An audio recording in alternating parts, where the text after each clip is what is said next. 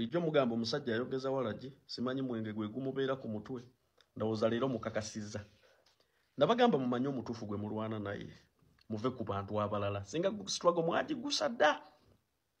singa mu concentratinga ku muntu omutuufu gwe mulina naye olutalo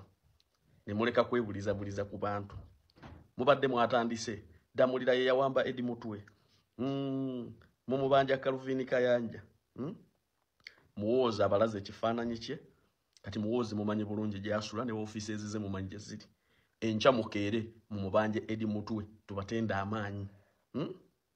nabagamba muwozi nze ngamumanyi byonna byayogera ajja kubituukiriza era ne mbagamba mugende empola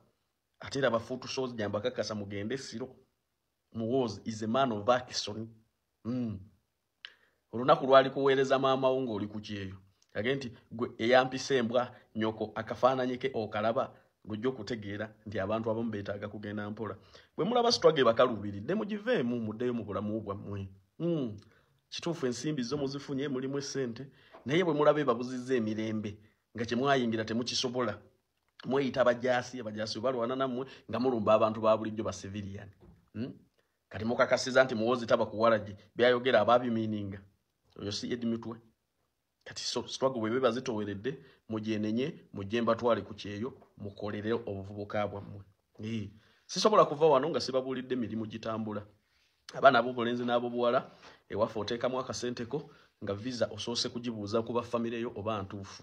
ate otambula mu bwangu twetaaga abawala n'abalenzi mugenda kukola nga bawaiter ne bawaitress saala atandikira ku $1.5 paka ku $2,700,000 mu mawanga nga Saudi Arabia, Kuwait, Qatar ne Dubai. So tunoonyeko ku noti 7 17 oba noti 7 noti 6 kale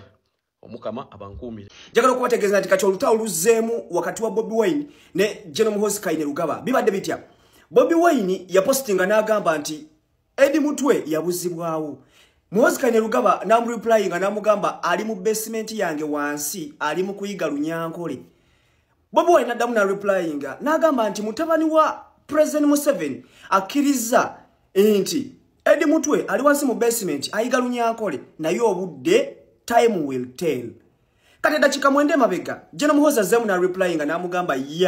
ali wansi mu basement ogenda kukola oki ekiri ku Twitter. Njagala okubategeeza olutalo kati lwa bigambo luli ku Twitter. Era Muhoozi onakulwe kuli azemu n'awandika n'agamba nti Bobi Wine lwakuba nti yamuyita ka Bobi nti Bobi Wine